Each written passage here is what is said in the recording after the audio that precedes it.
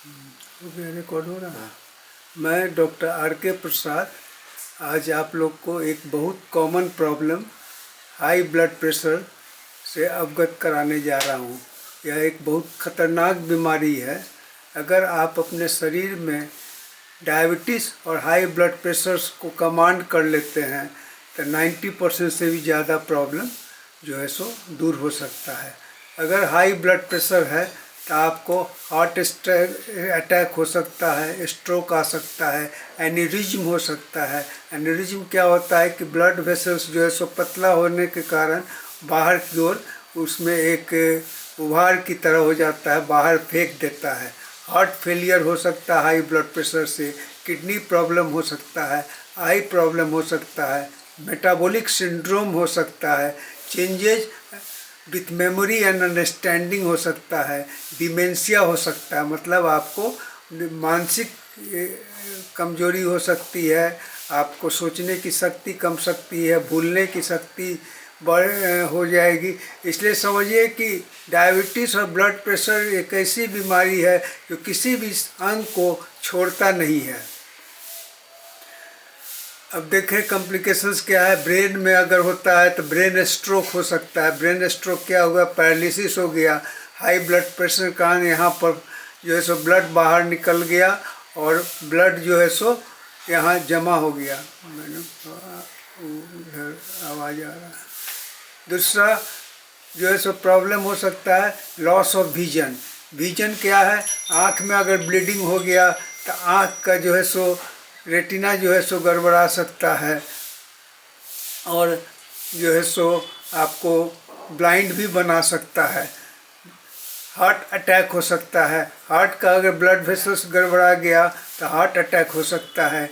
Kidney failure हो सकता है, किडनी में ब्लीडिंग हो गया, किडनी का ब्लड वेसल्स खराब हो गया तो उसके कारण किडनी खराब हो सकता है। और ब्लड का सबसे बड़ा प्रॉब्लम क्या है कि वह खून की नली को अंदर से जाम करता है। अगर वह अंदर से जाम हो गया तो उसमें जो है सो आपको गैंग्रीन तक हो सकता है, पैर भी आपका काटना पड़ सकता है। अब कारण आप जाने कि कारण क्या होता है, जो है सो ब्लड प्रेशर में कॉम्प्लिकेशंस के कारण को जानना होगा। कारण को जानने के लिए हम दिखा रहे हैं आपको, यह ब्लड वेसल्स है। ब्लड वेसल्स में यहाँ पर आप देख रहे हैं क्लॉट जमा है। क्लॉट जम गया, खून सप्लाई कम गया, खून सप्लाई कम गया तो जो है सो आपका वो पोर्शन डेड हो सकता है, मर सकता है।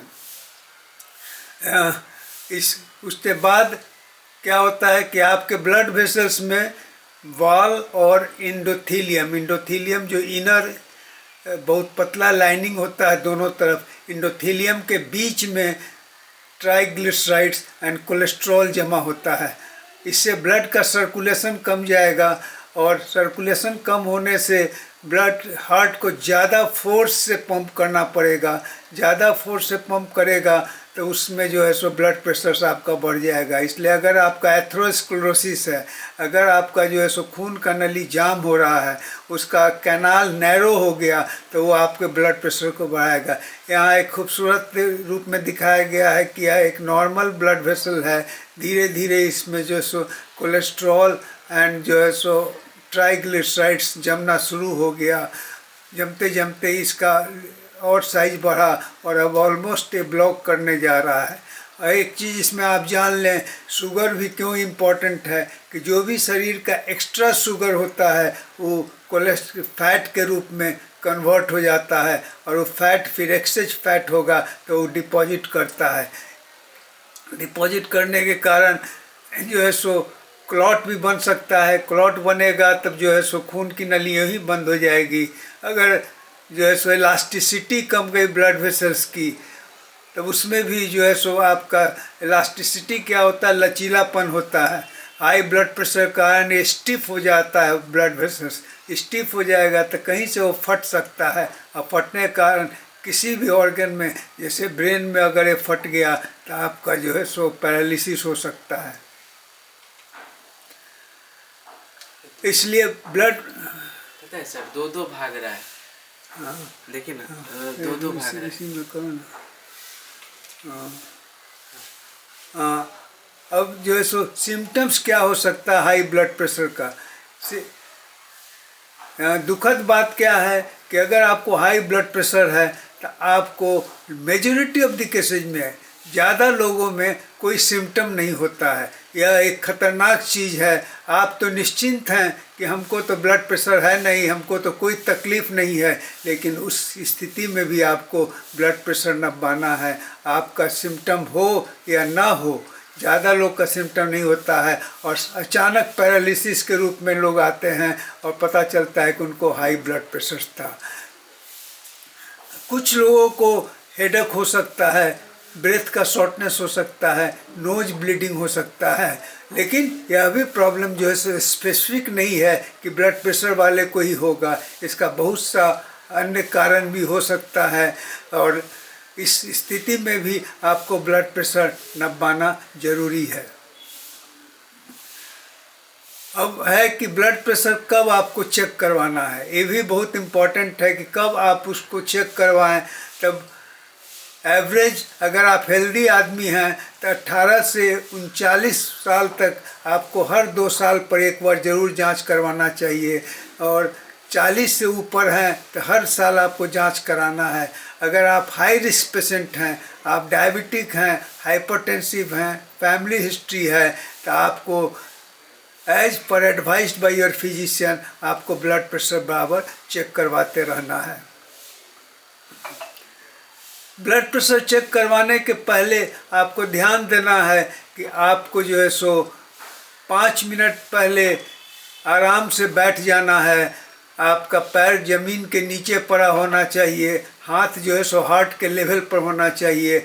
आपको कोई टी, कॉफ़ी या कॉफ़ी की तरह कोई भी ड्रिंक आपको 30 मिनट पहले नहीं लेना है।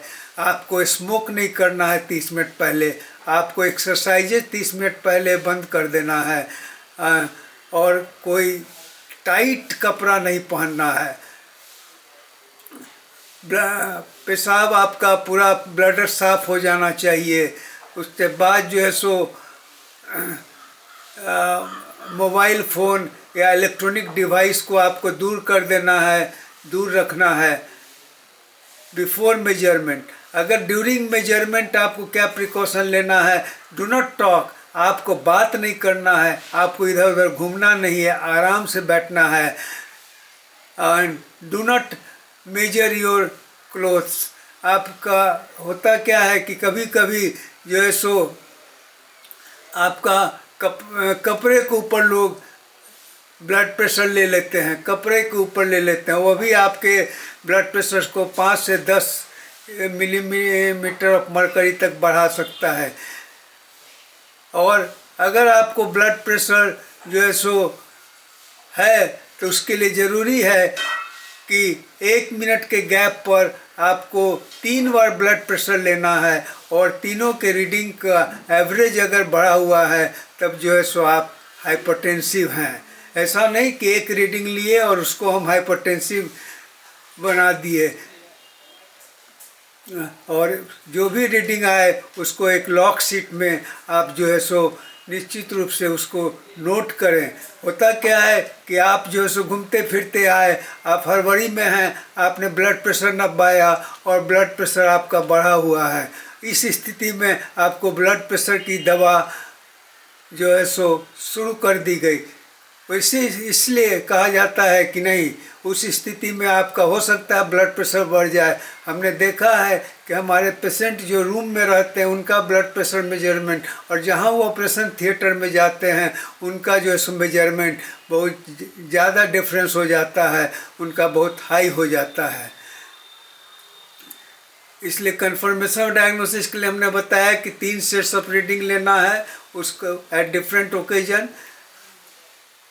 पेशेंट्स एबव 60 ईयर्स जो है सो मोर प्रोन फॉर हाइपरटेंशन है, more prone for high blood pressure के मरीज हो सकते हैं। डायबिटिक पेशेंट जो है सो एक इम्पॉर्टेंट कारण है। हमने बताया कि जो भी आप शुगर खाते हैं, ऐसा नहीं कि शुगर में कन्वर्ट होता है, वो शुगर जो है सो आपको सेल के अंदर जाता है, आपके हर सेल को शुगर चाहिए। सेल के बाद जो बचता है उसको ग्लाइकोजन के रूप में लीवर और मसल से स्टोर करता है। उसके बाद भी शुगर अगर बच गया तो उसको फैट के रूप में कन्वर्ट करके उसको डिफरेंट ऑर्गन्स में डिपॉजिट करता है। और एक इम्पॉर्टेंट ऑर्गन जो है सो ब्लड वेसल्स है, जिसमें कि जो है सो जमा होकर उसके ल्यूमेन को नैरो कर देता है। पेशेंट अगर एंटी हाइपरटेंसिव ड्रग में है तब ब्लड प्रेशर जो है सो आपको सुपाइन मतलब कि सीधा लेटकर, बैठकर और स्टैंडिंग पोजीशन में भी डिटेक्ट करना है। अगर आपकी बीमारी एक आर्टेरियल फिब्रिलेशन होता है, जिसके बारे में सुने होंगे कि आर्टेरियल फिब्रिलेशन उनको होता है, तो एडिशनल रीडिंग भी ज़रूरत पड़ती है, उसमें ब्लड प्रेशर नापना दिक्कत होता है। इसलिए average systolic and diastolic pressure के साथ जो है सो आगे बढ़ना है। चेंज करो, डबल कर लिए। हाँ,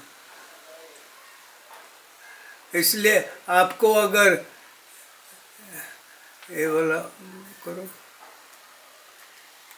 हाँ, इसको तो हमने बताया ही था कि स्टिफनेस जो आर्टरीज का होता है due to deposition of cholesterol. Cholesterol triglyceride, cholesterol non veg diet में मिलेगा, ट्राइग्लिसराइड जो है वेजिटेरियन डाइट में मिलेगा, अराउंड द आर्टरीज हो जाता है।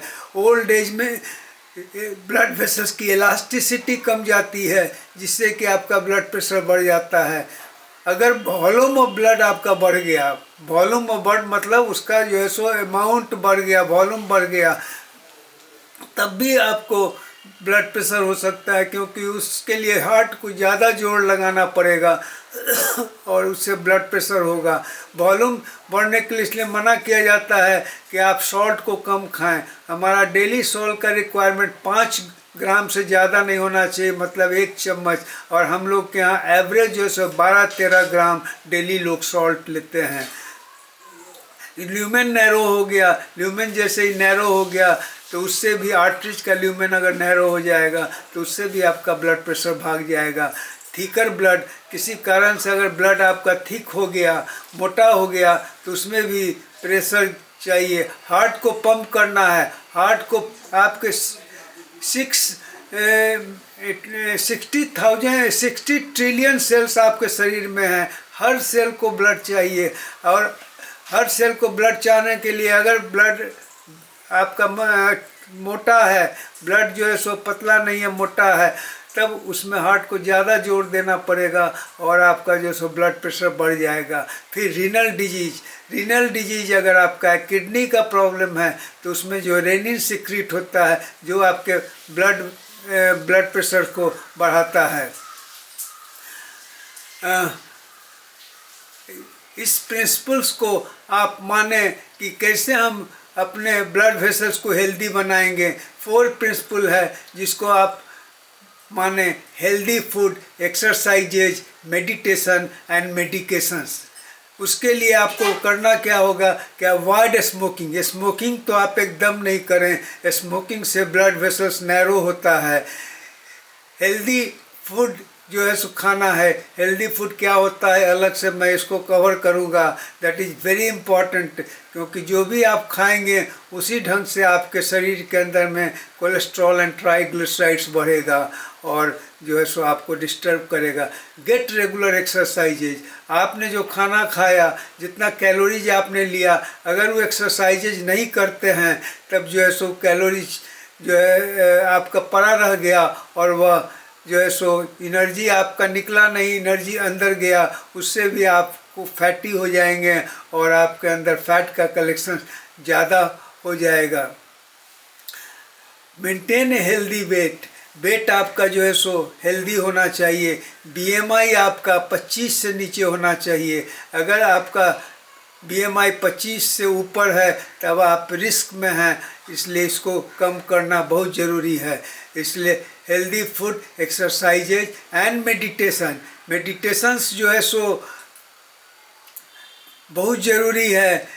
इसलिए ज़रूरी है कि आप अगर स्ट्रेसफुल माइंड में हैं, अगर आप स्ट्रेस को नहीं मैनेज कर रहे हैं तब क्या होगा, कॉर्टिजोल शरीर में रिलीज होता है। कॉर्टिजोल हार्मोन जो है फाइट एंड फ्लाइट मोड में, इसको कहा जाता है कि फाइट और फ्लाइट। अगर वो कॉर्टिजोल हार्मोन रिलीज हुआ तो सब काम छोड़कर शरीर आपको जो है सो समझेगा इमरजेंसी प्रॉब्लम है, और जो है सो सारे हार्मोन की एक्टिविटीज़ को बंद कर देगा, और आपका स्ट्रेस मैनेजमेंट नहीं हो।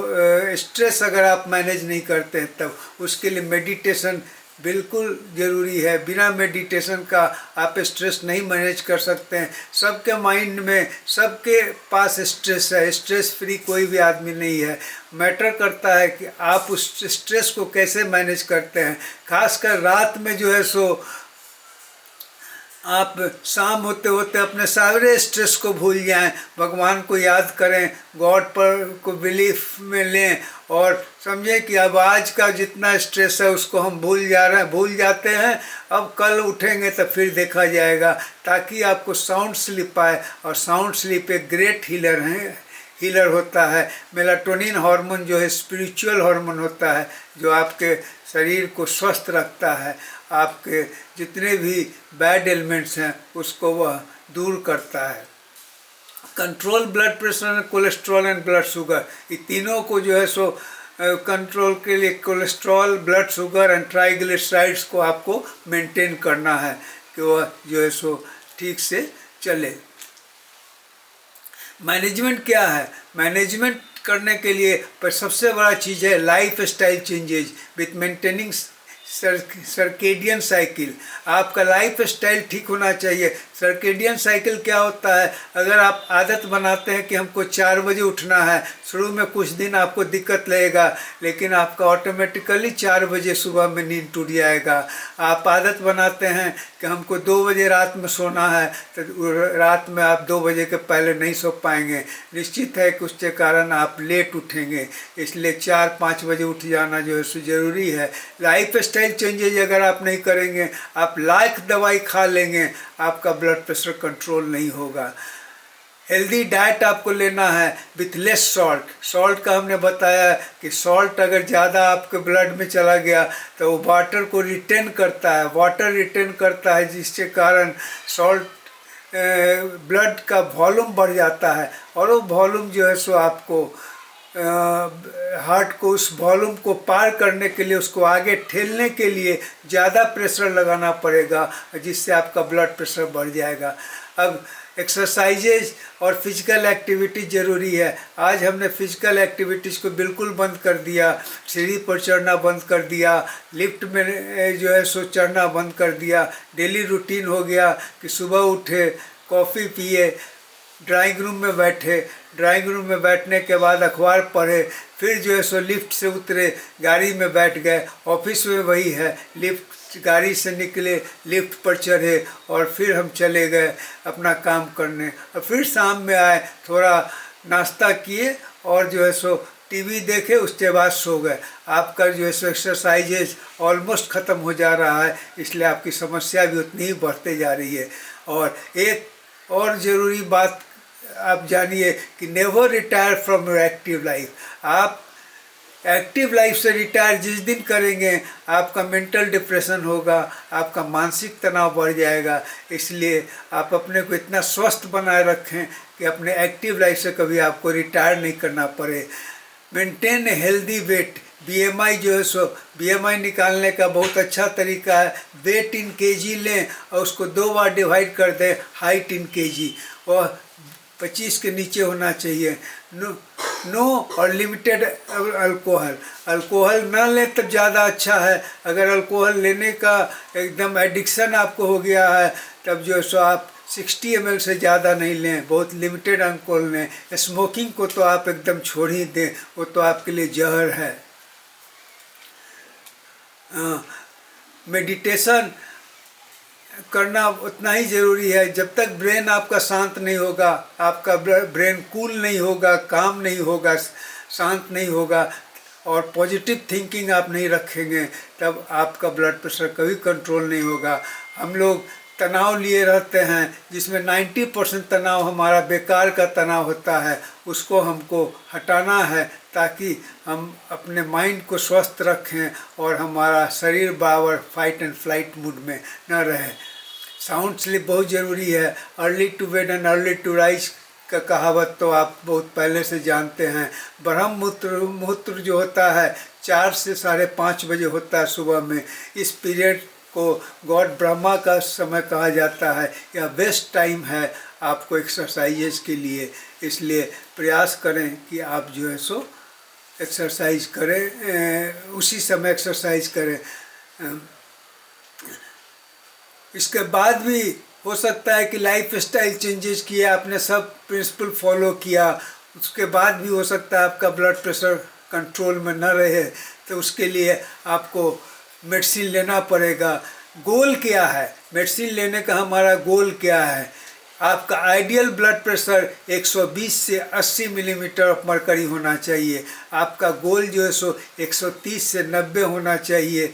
इफ़ अगर आप जो है सो 65 साल से ऊपर हो गए, हेल्दी एडल्ट हैं, 65 साल से ऊपर हो गए, तो आपका 120-80 नहीं है, इसके लिए 10 का ग्रेस आप मानेंगे, क्योंकि हमारा ब्लड वेसल्स की इलास्टिसिटी इस उम्र में कम जाएगी तो थोड़ा ब्लड प्रेशर भागेगा। इसलिए उनको रखा गया कि 130 से 90 तक हो जाए रहे, तब भी वह नॉर्मल माना जाएगा।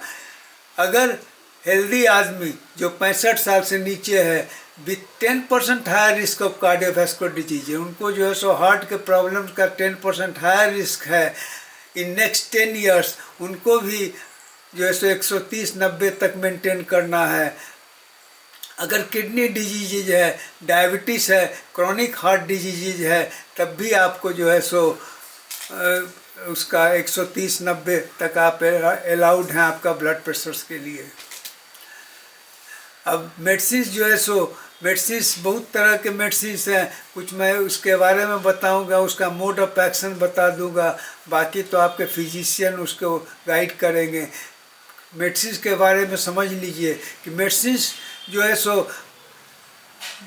क्या देना है वो आपके डिपेंड करता है कि आपका हेल्थ कैसा है और कितना हाई आपका ब्लड प्रेशर है। यूजुअली 2 ड्रग का कम्बिनेशन जो होता है वो ज़्यादा अच्छा काम करता है, और ऐसा नहीं कि आज दवाई खाए कल ब्लड प्रेशर आपका ठीक हो जाएगा, उसमें कुछ समय लग सकता है। और मेडिसिन और कम्बिनेशन ऑफ मेडिसिन को देना पड़ता है। ऐसा नहीं होता, क्या है कि मरीज आएंगे हमारे पास, कहते हैं कि हमारा तो जो है सो साल भर से हम दवाई खा रहे हैं, वो डॉक्टर साहब साल भर से हमको लिख दिए हैं, वही हम खा रहे हैं मेडिसिन से, वो गलत है। आपको बीच बीच में अपना ब्लड प्रेशर जांच कराना है। अब मेडिसिन जो है सो 4 ग्रुप जो मेडिसिन का है वो जो है सो इम्पॉर्टेंट है। उस 4 ग्रुप मेडिसिन में जो है सो कुछ आप जान लीजिए, उसका फंक्शन जान लीजिए। जैसे वाटर पिल्स, डायरेटिक्स एक ग्रुप है जो काफ़ी यूज होता है। वह जो है सो सोडियम और वाटर को बॉडी से हटाएगा। सोडियम वाटर अगर आपके बॉडी से कम हो जाएगा तो आपका वॉल्यूम ब्लड का कमेगा। वॉल्यूम ब्लड कमने से आपका जो है सो ब्लड प्रेशर, हार्ट को उतना ज़्यादा काम नहीं करना पड़ेगा।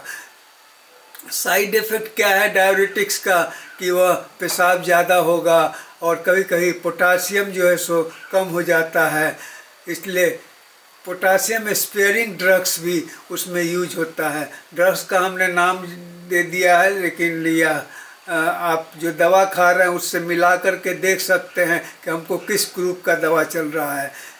दूसरा एक आता है एंजियोटेंसिन कन्वर्टिंग एंजाइम, ACE। वो जो है सो ब्लॉक करता है नेचुरल केमिकल्स को, जो ब्लड वेसल्स को नैरो करता है। होता क्या है कि आप जो है सो आपका ब्लड वेसल्स का कभी नैरो हो जाता है, मसल्स को ये रिलैक्स करेगा, जिससे कि जो है सो आपका ब्लड वेसल्स का नैरो जो होना है वो थोड़ा बढ़ जाए, थोड़ा डायलेट कर जाए आपका ब्लड वेसल से, जिसके कारण जो है सो आपका ब्लड प्रेशर कमेगा। नैरो होगा तो उसमें ज़्यादा प्रेशर हार्ट को लगाना पड़ेगा। अगर वो थोड़ा डायलेट कर गया बाई योर ड्रग्स तो उसमें कम जो है सो हार्ट को जोर लगाना पड़ेगा। देन एंजियोटेंसिन 2 रिसेप्टर्स ब्लॉकर, यह ब्लॉक करता है, एक्शन को नहीं ब्लॉक करता है, यह एक केमिकल बनाता है जो नैरो ब्लड वेसल्स पर जो है सो काम करता है। या पहला जो था एंजियोटेंसिन जो उसके एक्शंस को कम करता था। दूसरा जो है सो ड्रग ARBS जो उसके फॉर्मेशन ऑफ नेचुरल केमिकल्स को कम करता है जो ब्लड वेसल्स को नैरो करता है। एक कैल्शियम चैनल ब्लॉकर आता है, वो जो है सो हर ब्लड वेसल्स को रिलैक्स करता है, muscles of the blood vessels relax होता है और हार्ट रेट को स्लो करता है, उसको स्लो करता है। इसलिए जो है सो आप देख रहे हैं कि मोड ऑफ एक्शन क्या है, या तो उसके वॉल्यूम को कम कर दीजिए ब्लड के वॉल्यूम को, या जो है सो आप उसके ब्लड वेसल्स के ल्यूमेन को नैरो जो हो गया उसको रिलैक्स करके जो है सो उसको थोड़ा ल्यूमेन को बढ़ा दिए जिससे ब्लड प्रेशर कम गया। और नहीं हो तो वह केमिकल्स को आपने फॉर्मेशन ही बंद कर दिया जो मसल्स के थ्रू उस ब्लड वेसल्स को नैरो करता है। और तो इसका एक्शन मेनली हो गया वॉल्यूम पर हो गया, इसका एक्शन मेनली हो गया जो है सो मसल्स को रिलैक्स करने का हो गया ताकि उसका ल्यूमेन बढ़ जाए। कैल्शियम चैनल ब्लॉकर जो है, कैल्शियम चैनल ब्लॉकर जो है सो ज़्यादा काम करता है ओल्डर पीपल में देन दो एंजियोटेंसिन, एंजियोटेंसिन ग्रुप का ACE इनहिबिटर से। एक और है कि अगर आप जो है सो ग्रेप फ्रूट्स प्रोडक्ट्स जो है सो उसको कैल्शियम चैनल ब्लॉकर अगर आप दे रहे हैं तो नहीं देंगे, क्योंकि उससे आपका जो है so blood pressure, grep fruit जो है सो सर्टेन कैल्शियम चैनल ब्लॉकर्स के इफेक्ट को डेंजरसली हाई लेवल तक बढ़ा सकता है।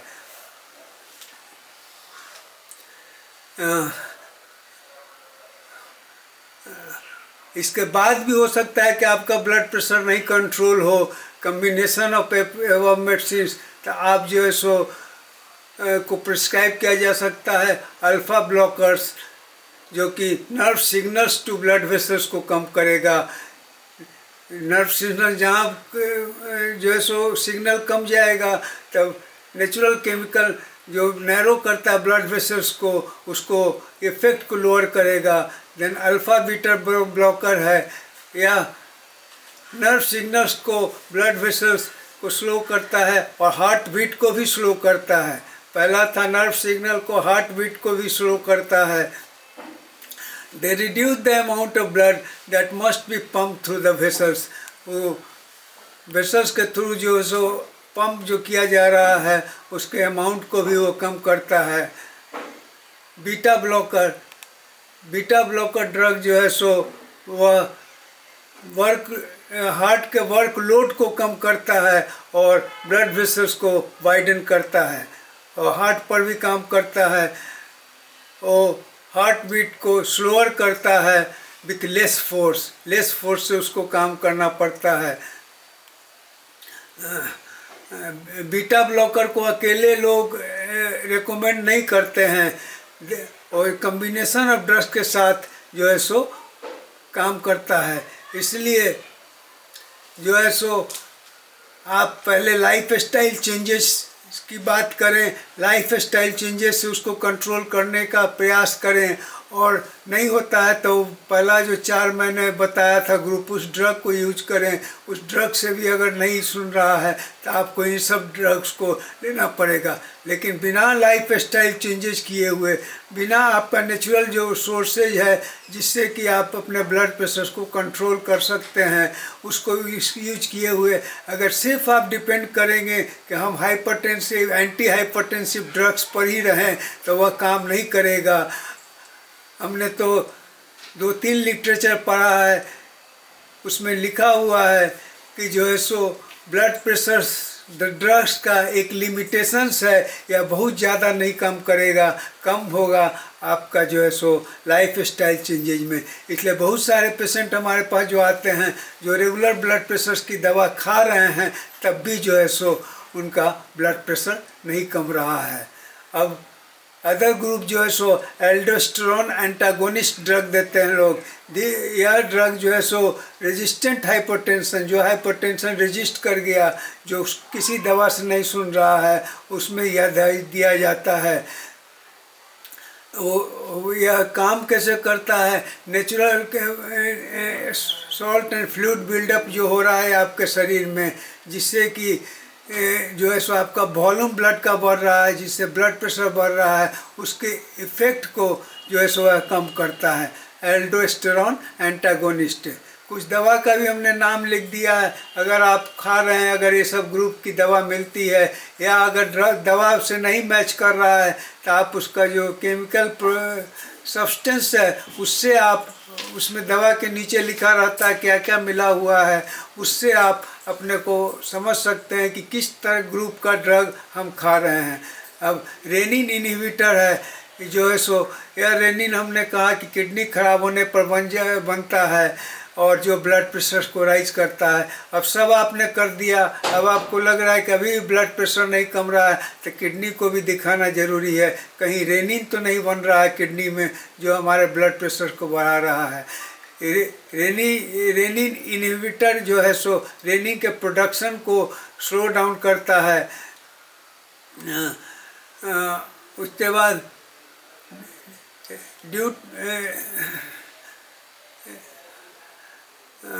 वेजोडाइलेटर अगेन जो है सो ब्लड वेसल्स को डायलेट करने के लिए अलग से मेडिसिन्स हैं जो मसल्स को, आर्टेरियल वाल को जो है सो रिलैक्स करता है, जिससे टाइटनिंग नहीं होता है।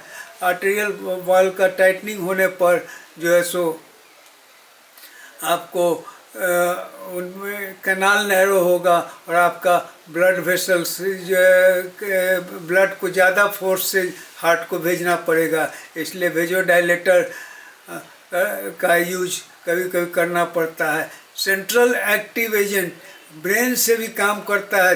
यह मेडिसिन जो है सो ब्रेन को कहता है कि हार्ट रेट को बढ़ाओ और narrow the blood vessels, nervous system से, सेंट्रल नर्वस सिस्टम से जो है सो आपके ब्रेन से जो है सो ब्लड प्रेशर को कंट्रोल करने का प्रयास भी किया जाता है।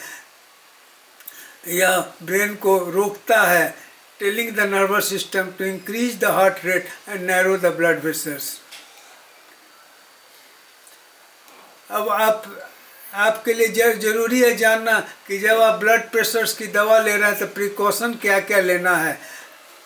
Always take blood pressure medicine as prescribe. जो आपको प्रिस्क्राइब हो, आप जो ब्लड प्रेशर मेडिसिन को लेना है, आप जो रेगुलर ब्लड प्रेशर अपना जांच करवाएं कि जो मेडिसिन आपको दिया जा रहा है उससे आपका कंट्रोल हो रहा है नहीं। कि बहुत सारे पेशेंट आते हैं कहते हैं कि हम तो दवाई बंद कर दिए हैं, हम तो दवाई खाते थे, मेरा नॉर्मल ब्लड प्रेशर था, तब जो है सो दवाई बंद कर दिए। यह बहुत ख़तरनाक है, क्योंकि जो है सो आपका जो नॉर्मल ब्लड प्रेशर आया वो दवा के कारण आया है, और अगर आप बंद कर देते हैं तो कभी कभी रीबाउंड हाइपरटेंशन जिसको कहते हैं, शार्प इंक्रीज हो जाता है ब्लड प्रेशर में, और वो आपके लिए ख़तरनाक हो सकता है।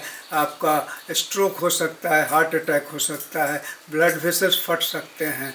इसलिए ऐसा गलती नहीं करें कि अचानक उसको बंद कर दें। अगर आपका लाइफ स्टाइल वगैरह ठीक हो गया, वेट का रिडक्शन हो गया, आपका माइंड पीसफुल हो गया, तो आप जो है सो फिजिशियन के राय से आप डोज को कम कर सकते हैं। सडन उसको बंद करना खतरा मोल लेना है। इसलिए यह गलती नहीं करें कि हमारा ब्लड प्रेशर कम गया है तो हम जो है सो अब बिल्कुल ठीक हैं, अब हमको जो है सो दवा नहीं लेनी है। इसलिए बराबर जो है सो मैंने बताया है कि आपको रेगुलर ब्लड प्रेशर चेक करवाना है, और चेक करवाने के लिए जो प्रिकॉशन लेना है उसको भी करना है। अब एक चीज़ आप जान लें, कभी कभी आपको लगता होगा कि मैं कुर्सी से उठा और हमें चक्कर आ गया, कभी जो है सो करके उठा तो हमें चक्कर आ गया, तो यह जो है सो वेजोवेगल अटैक है। होता क्या है कि आपने दवा ले लिया, आपका ब्लड वेसल्स जो है सो कॉन्ट्रैक्ट नहीं कर रहा है, ब्लड वेसल्स डायलेटेड है। नॉर्मली क्या होता है, जब आप सो करके उठते हैं, बैठते हैं, खड़ा होते हैं, तो आपके पेरिफेरी का मतलब लोअर लिम्स का जो वेन सब है, जो आर्टरी सब है, वो सब कॉन्ट्रैक्ट करता है और आपके ब्रेन को ब्लड सप्लाई करता है। अगर आप दवा ले रहे हैं, मसल रिलैक्स कर रहा है उस आर्टरी को, तो दवा जो नेचुरल फोर्सेस से जो आर्टरी कॉन्ट्रैक्ट कर रहा था वो नहीं कर पाएगा। और आपके ब्रेन को जो है सो टेम्पोरली जो है सो ब्लड सप्लाई कम जाएगा, आप गिर सकते हैं, आप बेहोश हो सकते हैं, और आपको चोट भी आ सकती है। कभी कभी जो है सो ज़्यादा सीरियस होने पर ब्रेन का भी डेथ हो सकता है। इसलिए जब आप ब्लड प्रेशर की दवा ले रहे हैं तो धीरे धीरे आपको करवट लेकर के उठना है, उठकर बैठ कर थोड़ा देर इंतज़ार करना है, उसके बाद जो है सो आप जो है सो खड़ा होंगे, नहीं तो गिरने पर आपको चोट भी लग सकती है और सीरियस प्रॉब्लम हो सकता है। हाँ, अब एक जान ले रेजिस्टेंट हाइपरटेंशन। कभी कभी होता है कि सब दवा आपको चल रही है, आपने एक्सरसाइजेज भी किया, डाइट भी कंट्रोल किया, बीएमआई ठीक कर लिया, टेंशन को भी कमाए, तब भी आपका हाइपरटेंशन जो है सो नहीं कम रहा है, ब्लड प्रेशर जो है सो आपको प्रॉब्लम कर रहा है। तो उस रेजिस्टेंस हाइपरटेंशन में आप जो है so at least 3 different blood pressure drug अगर लेने के बाद भी नहीं आपका सुन रहा है, including a diabetics, but your blood pressure extraordinary high, तब आप रेजिस्टेंट हाइपरटेंसिव ग्रुप में हैं। You are taking 4 different medicine to control high blood pressure. One should, अगर इसके बाद भी नहीं हो रहा है, 3 दवा ले रहे हैं, 4 दवा ले रहे हैं, तब भी आपका ब्लड प्रेशर जो है कंट्रोल नहीं हो रहा है, तो आप समझें रेजिस्टेंट हाइपरटेंशन है। और तब आपको सर्च करना है कि कोई और भी कारण तो नहीं है ब्लड प्रेशर हाई होने का, और आपको लाइफ स्टाइल चेंजेस, मेडिटेशंस का भी सहारा लेना होगा ताकि आपका ब्लड प्रेशर जो है सो कंट्रोल में आए। रेजिस्टेंट हाइपरटेंशन अगर आपको है तो उसके लिए आपको क्या करना है कि ब्लड प्रेशर के मेडिसिन को फिजिशियंस के कंसल्ट से आप उसको बेस्ट कम्बिनेशन एंड डोजेज जो है उसको लेना है। और आप जो भी दवा खा रहे हैं, आयुर्वेदिक खा रहे हैं और जो है सो इधर उधर की दवा खा रहे हैं, उसका भी रिव्यू ज़रूरी हो जाता है। आप अपने डॉक्टर से छिपाए नहीं कि मैं क्या क्या ले रहा हूँ, ताकि हो सकता है कि कुछ दवा के कारण भी आपका ब्लड प्रेशर जो है सो रेजिस्ट कर रहा है या दूसरी दवा उसमें नहीं सुन रहा है। और एक और चीज़ है कि होता क्या है कि जहाँ आपको होता है कि अब हमको फिजिशियन के जाना है, हमारा ब्लड प्रेशर चेक करवाना है, तो उसमें जो है सो आपका ब्लड प्रेशर हाई हो जाता है, जिसको वाइट कोट हाइपरटेंशन कहते हैं। इसलिए घर पर भी अपना ब्लड प्रेशर नापने की व्यवस्था रखें, ताकि जो है सो आपको ये पता चले कि जो है सो घर पर जब हम रिलैक्स हैं, जब हमको मेडिकल अपॉइंटमेंट का फियर नहीं है, तब मेरा ब्लड प्रेशर कैसा रहता है। और life style changes and weight reduction, ये तो इम्पॉर्टेंट है ही है, तो की है। जितना आपको लाइफ स्टाइल चेंजेज और वेट रिडक्शन से आपको फ़ायदा होगा, उससे ज़्यादा फ़ायदा उसी से होगा, life style changes and weight reduction से, बनस्पत की आपको ड्रग से। थैंक्स। इसलिए आप जो है सो अपने आप को जो है सो बचाएं और ब्लड प्रेशर्स को आसानी से न लें। अगर कोई तकलीफ़ नहीं है तब भी आप जो है सो अपना ब्लड प्रेशर जांच करवाएं, नहीं तो इसका कॉम्प्लिकेशन बड़ा ख़तरनाक है, और जब कॉम्प्लिकेशन हो गया तो उसका इलाज भी पूरी तरह संभव नहीं है, और आपका डिफेक्ट